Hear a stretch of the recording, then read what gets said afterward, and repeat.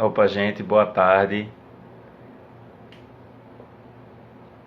Hoje nós vamos receber o professor Ramires Tibana.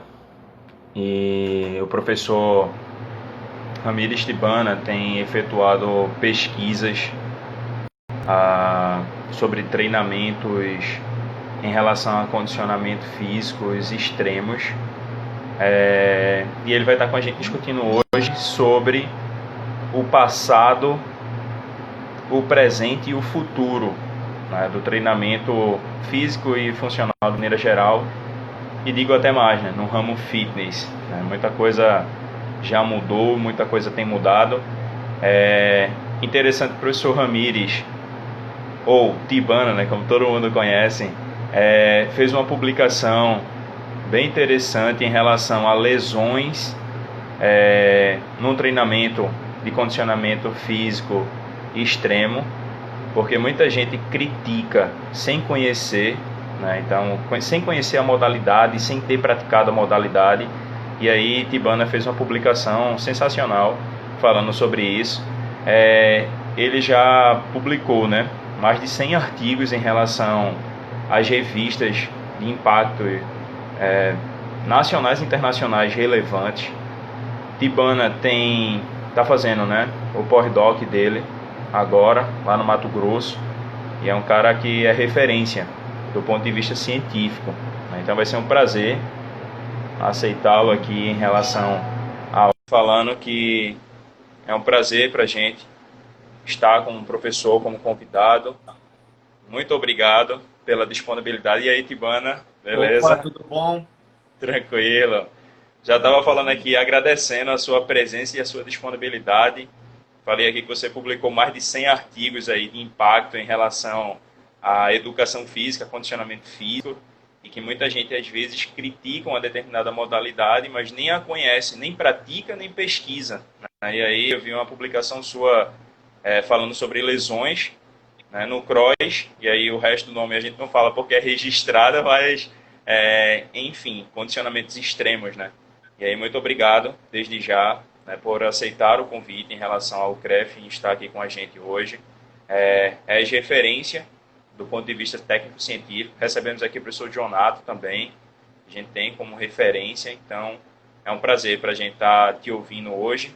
E a gente vai discutir, né, sobre o passado, o presente e o futuro em relação a, digo, condicionamento físico de maneira geral, né? A gente vai falar sobre treinamento e aí isso vai envolver várias nuances aí.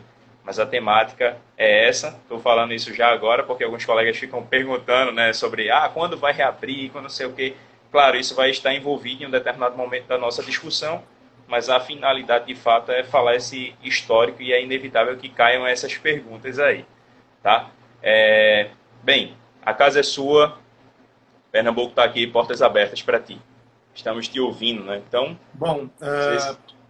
primeiramente eu que agradeço ao CREF do estado de Pernambuco pela oportunidade de poder falar um pouco sobre a modalidade que tanto cresce no Brasil e no mundo, que é a modalidade do fitness funcional. Então, a ideia da conversa hoje é falar sobre o passado, o presente e o futuro. Então, quando eu começo a falar sobre o passado, a gente já começa discutindo sobre a nomenclatura.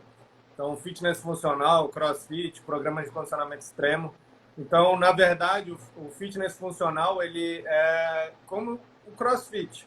Só que o crossfit ele é uma marca patenteada, então eu não posso ficar falando sobre o crossfit, sendo que a empresa ela não me autoriza a falar sobre o crossfit. Então, isso acontece não só no Brasil, como no mundo todo. E as pessoas percebendo essa dificuldade de utilizar essa nomenclatura do CrossFit, criaram então a Federação Internacional do Fitness Funcional, que é a modalidade associada com a marca CrossFit. Então, hoje nós já não utilizamos programas de condicionamento extremo, hoje nós evitamos de falar sobre CrossFit e nós preferimos falar sobre o fitness funcional, que não vincula com uma empresa, não vincula com uma marca patenteada, e sim o esporte, a modalidade esportiva que é o fitness funcional. E aí, primeiro a definição do nome, né? Que então hoje os artigos existe a Federação Brasileira de Fitness Funcional, que é a Brasil F3, que é coordenada pelo Bruno Fornari. E um outro ponto associado com o passado da modalidade foi o que você comentou sobre o artigo que eu publiquei em 2017, associado com lesões. Eu, particularmente, não é uma área de interesse minha falar sobre lesões, mas naquela época, eu sendo uma das principais referências científicas no país, associado com o CrossFit, com o fitness funcional, era meu dever publicar sobre a segurança, sobre o que os artigos falavam em relação à possibilidade de lesões, se era aumentada ou não, isso era apenas uma falácia de quem não gostava da modalidade. Então, eu publiquei aquele artigo, mas não é uma área de interesse. Então, começa a mudar, então, o cenário das pesquisas científicas, porque, definindo isso, que o CrossFit ele não é mais perigoso que a maioria das práticas esportivas no Brasil, hoje nós já temos campos distintos de pesquisas associados com a modalidade aqui no nosso país. Então, já existem vários médicos, fisioterapeutas que estudam especificamente as lesões da modalidade.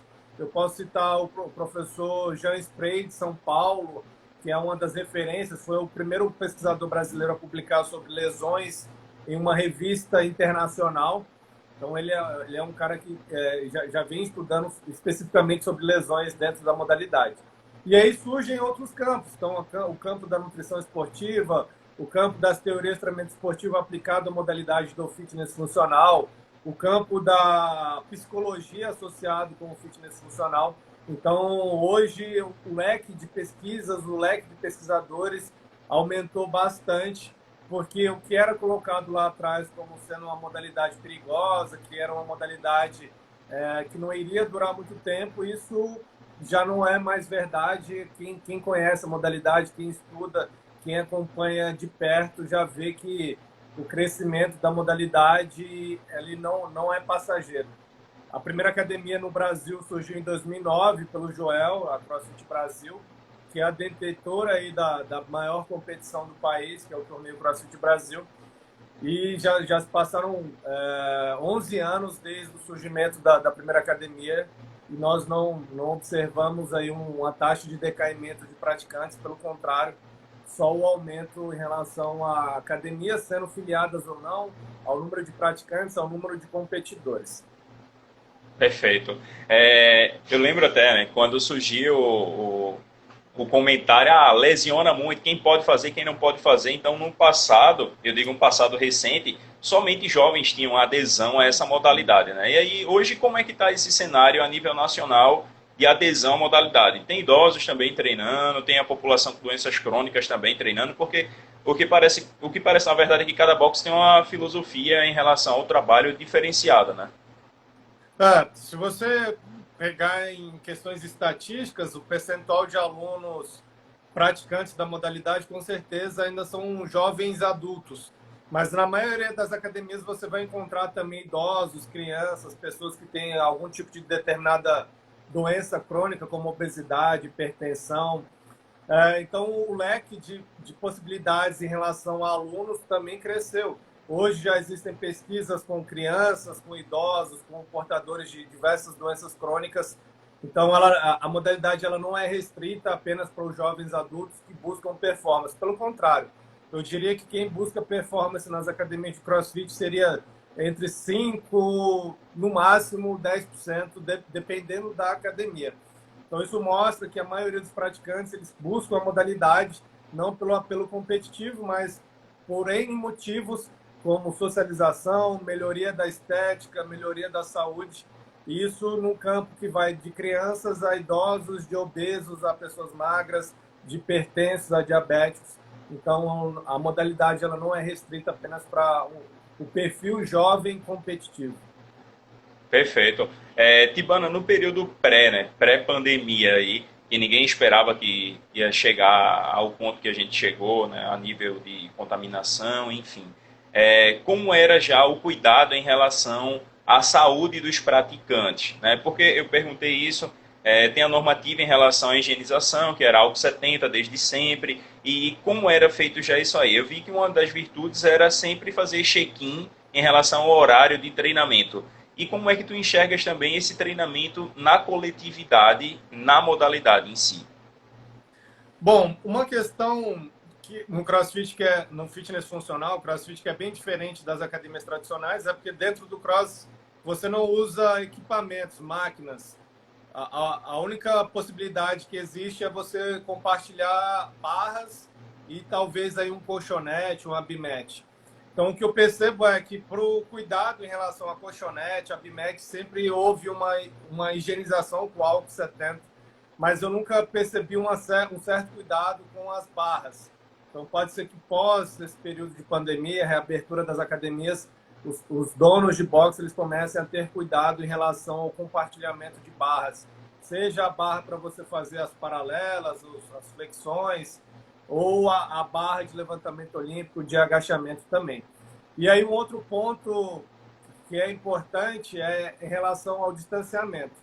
Então, uma aula coletiva, tem academias de CrossFit que suportam até mais de 30 alunos durante uma aula simultânea, você pode colocar em risco a contaminação através do coronavírus entre essas pessoas que estão ali numa aula coletiva.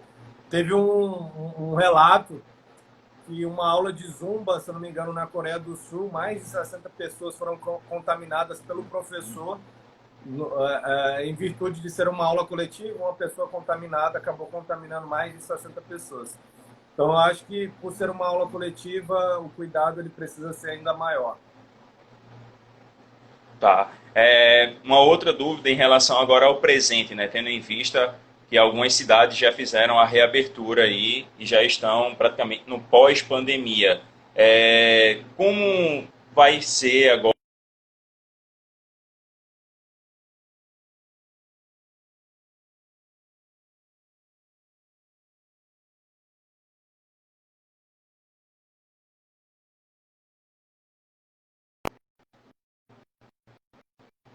Que alguns estados, como, por exemplo, Santa Catarina, Rio Grande do Sul, Paraná, eles já voltaram, né?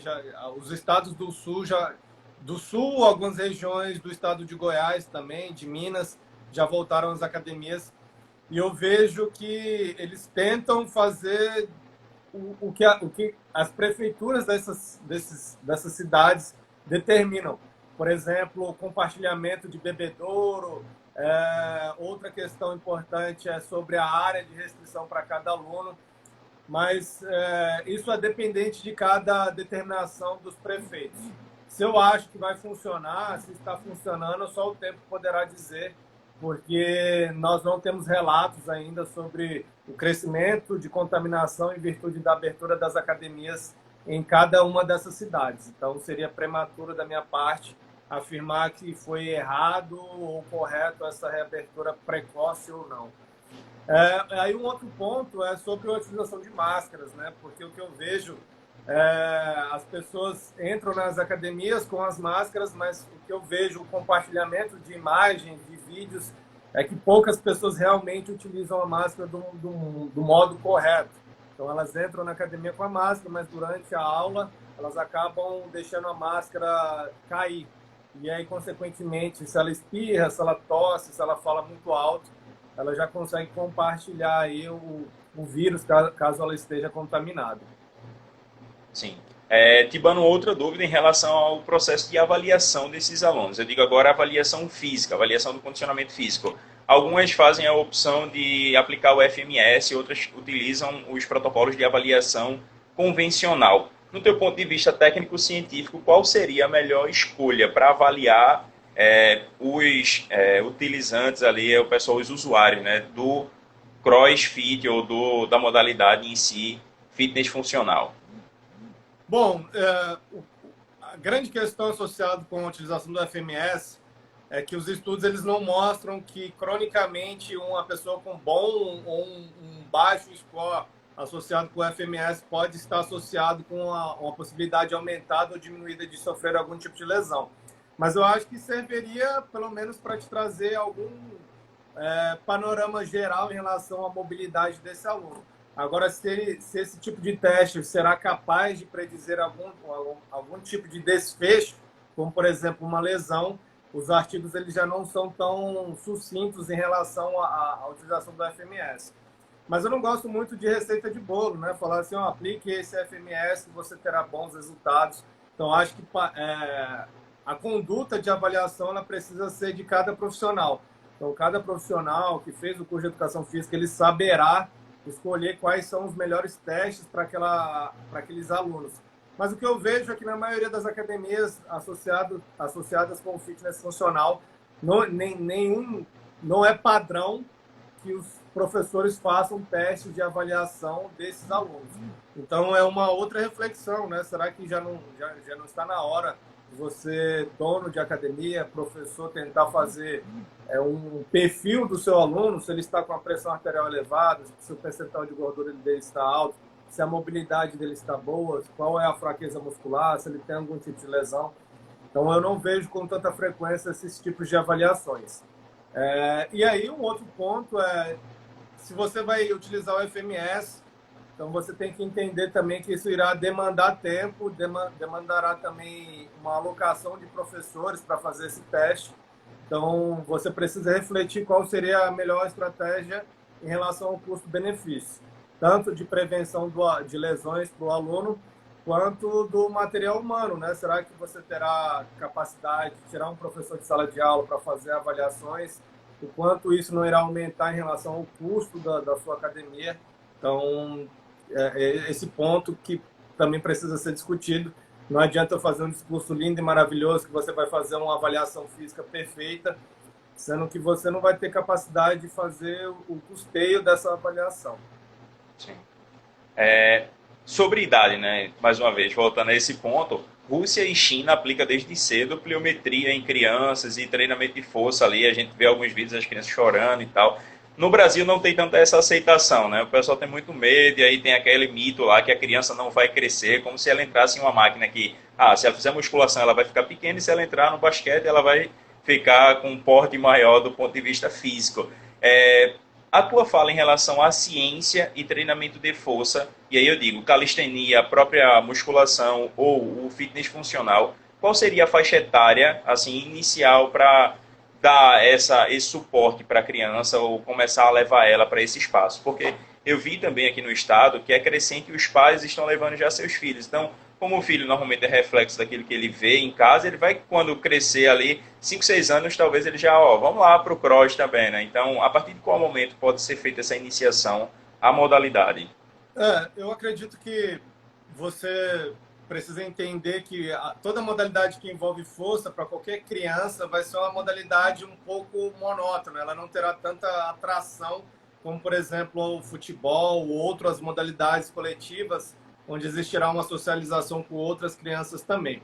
Mas, partindo do pressuposto de quando essa criança pode começar a treinar, na minha opinião, é quando ela tiver maturidade suficiente para respeitar o professor. Então, se ela conseguir ter esse respeito a partir dos 4, 5 anos, na minha opinião, não tem problema nenhum ela já iniciar esse trabalho de força. Mas desde que o professor consiga ter o controle em relação àquela criança.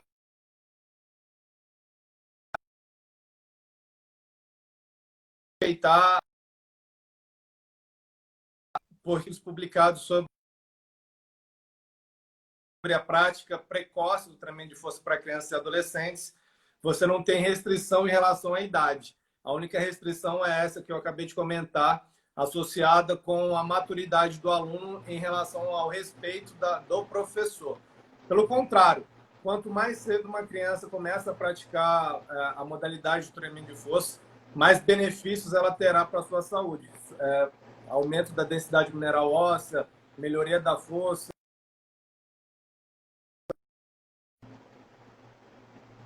são a consequências se ela inicia precocemente a prática do treinamento de força. Isso, que se ela começa a treinar precocemente, ela acabaria aumentando a possibilidade de sofrer lesões. Não existe artigos que suportam essa ideia. Perfeito. Tem até uma fala sobre evasão aí, né, em relação ao desporto. E sobre as doenças crônicas, como o professor enxerga essas pessoas com doenças crônicas nesses boxes? Como é que funciona o controle? E aí eu faço essa pergunta porque eu percebo também que em sala de musculação nem sempre se faz um teste em um RM, nem sempre se utiliza um frequencímetro, nem sempre se faz um cálculo de zona-alvo de treinamento. Então, é muito fácil criticar uma outra modalidade, mas na prática, às vezes, a aula de ginástica também não tem controle. Você tem 40, 50 pessoas em sala, mas você não tem frequência cardíaca e zona-alvo de treinamento de todo mundo. Então, como seria o controle de carga e como é na atividade funcional que a gente está discutindo esse método de controle de intensidade? Bom, então só colocando um outro ponto ali sobre crianças e adolescentes, que aí uma pessoa acabou de comentar falando sobre a ludicidade do treinamento.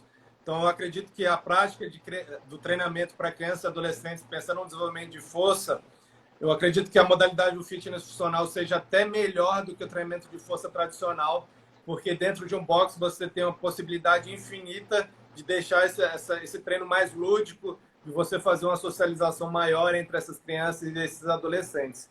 E aí, novamente, se o treino ele não tiver essa questão lúdica, pouco provável que essa criança continue treinando dentro da modalidade, a não ser que o pai force a ideia de que ela precisa treinar por questões atléticas. Mas aí eu não vejo um futuro dessa criança dentro da modalidade. Então, quanto mais lúdico esse programa de treinamento para crianças e adolescentes, a probabilidade da permanência dessa criança na modalidade será maior. Em relação à intensidade, guias de orientações, bom, o que eu vejo é que muitas pessoas do treinamento tradicional criticam muito o cross, mas se você entra dentro de uma Smart Fit, dentro de uma Blue Fit, eu pergunto quantas pessoas ali dentro estão realmente fazendo treino com intensidade controlada, com carga prescrita de forma corretamente. Então, eu acredito que dentro da modalidade do cross, as intensidades sejam muito mais individualizadas do que dentro de um box. Porque dentro do cross, você tem poucos elementos de força, por exemplo. Você vai ter exercícios básicos como o front, o back, o deadlift, o bench press, onde é muito mais fácil você fazer esse teste de um RM em 4 exercícios. Você terá alguns outros elementos de levantamento olímpico. Então, com frequência, esses alunos eles fazem esses testes de carga, seja as zonas de repetições, seja a escala da reserva de repetições, seja o teste de um RM. Então, para o treinamento de força, eu acredito muito que é muito mais fácil dentro de uma aula de CrossFit você prescrever corretamente do que dentro de academias onde eu vejo frequentemente alunos treinando de forma aleatória. Já a questão sobre a utilização de frequencímetro, nós temos artigos publicados, nosso grupo aqui da Universidade Católica de Brasília, em parceria com outras universidades do Brasil, mostrando que para o cross, a utilização de frequencímetro talvez nem seria a melhor estratégia pensando numa pessoa saudável. Agora, se você é um hipertenso, se você é um cardiopata, aí a história já é outra e não existem artigos para mostrar se realmente seria melhor do que outra estratégia, como, por exemplo, a percepção subjetiva de esforço. Mas aí entra no que eu comentei mais cedo, sobre os testes, né? Antes do aluno começar a modalidade, eu não vejo os boxes de CrossFit, de fitness funcional, realizando baterias de testes para avaliar a segurança desse aluno durante a prática de atividade física. Só que uma questão é que se nós, profissionais de educação física, colocarmos restrições demais sobre a entrada desse aluno, você só vai fazer exercício se tiver um check-up com cardiologia, se você fizer esse teste, aquele outro teste. O cara já não gosta de fazer exercício. E você coloca 10 barreiras para ele começar a fazer a prática de atividade física, ele não vai fazer nunca. Então, existem artigos colocando essas reflexões. Até que ponto essas questões associadas com teste de esforço, com check-up antes de você fazer a prática de atividade física, não seria até mesmo uma barreira para que a pessoa começasse a fazer a prática de atividade física? Não estou falando que essa seria a melhor opção, estou colocando só uma reflexão. Perfeito. E essa tua fala, ela vai exatamente de encontro com os dados que a gente vê hoje da Vigitel em relação ao índice de sedentarismo. Então, fica às vezes uma concorrência de um box com o outro, de uma academia com um box, e na verdade a grande luta deveria ser contra o sedentarismo e contra a doença cardiovascular, que ainda é a causa morte number one do nosso país, e a gente tem passado despercebido. Ao invés de criar novas modalidades, de utilizar o que a gente tem de massa cinzenta, pensando em novas modalidades, a gente começa a criticar quando vê uma nova modalidade a surgir. Então, games interativos têm sido utilizados nas academias também. Pensando nisso, pensando nesse público que gosta de ficar em casa jogando videogame para levar os caras até lá e fazer a inserção. Mas aí o pessoal sempre cai em cima e critica. Né? E eu sempre digo sobre críticas, quem não faz nada normalmente é aquele que mais critica. Né? Então, Mas a questão sempre existiu, sempre vai existir. Eu acho que quem é da musculação hoje e que viveu a musculação nos anos 80 sofreu muita crítica.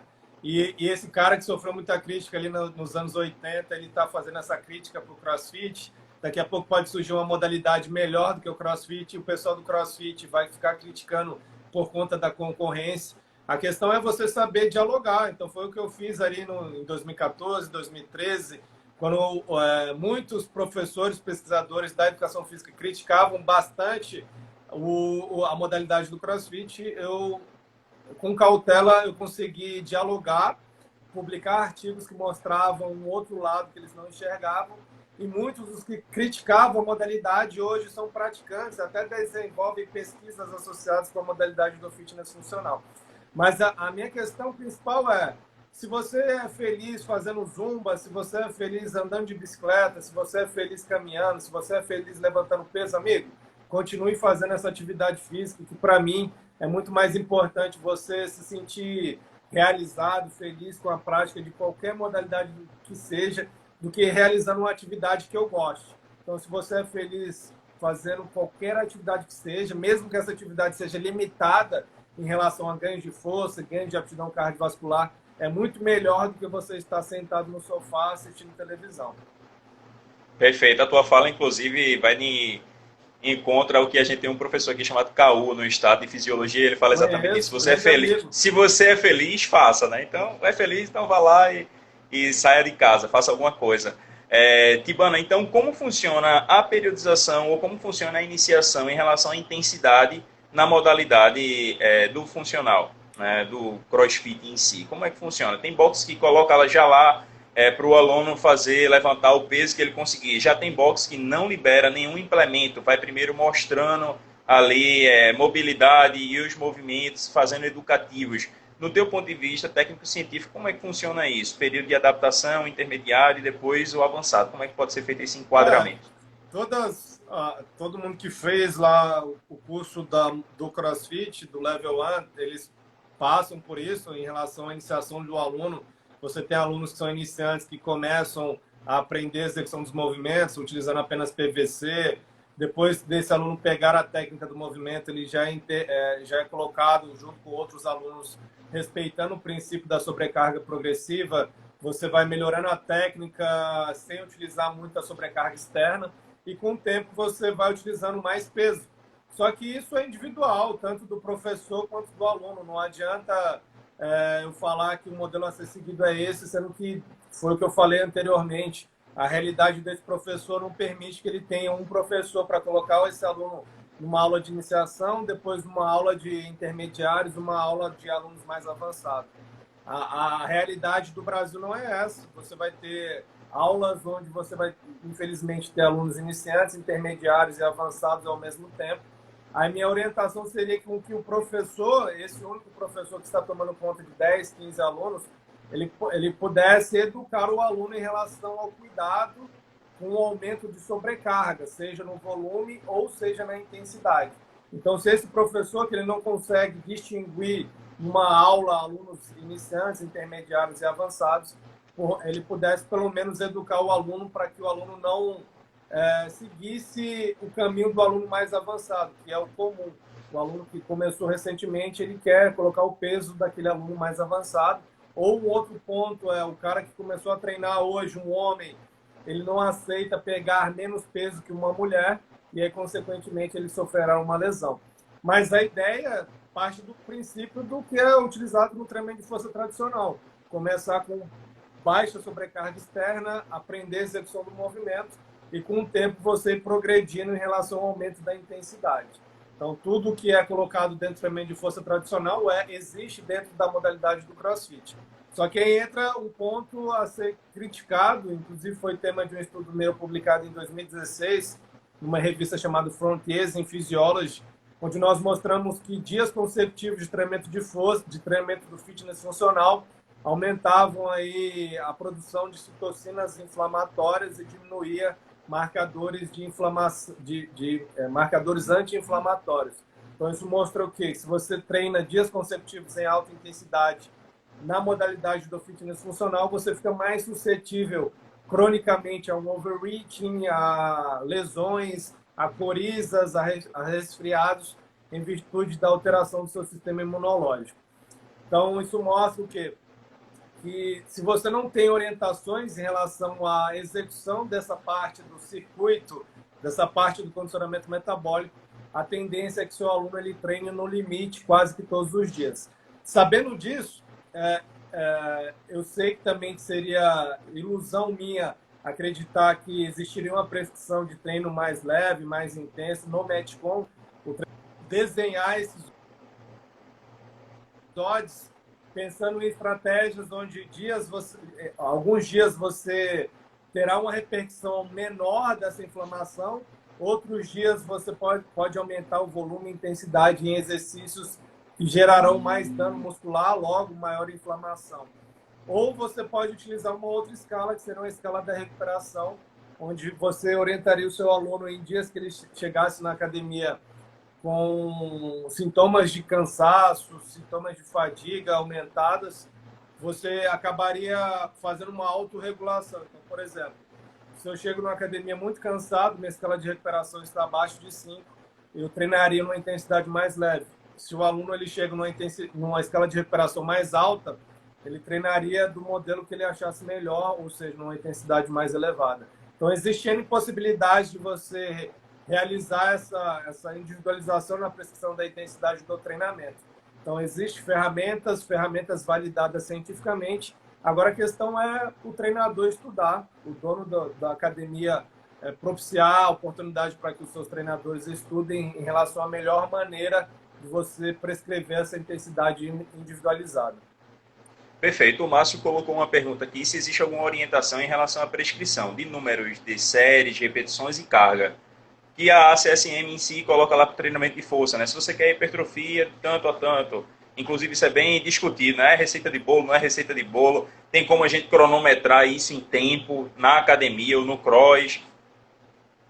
Então, dentro de uma aula de cross, você tem etapas dentro de uma mesma aula.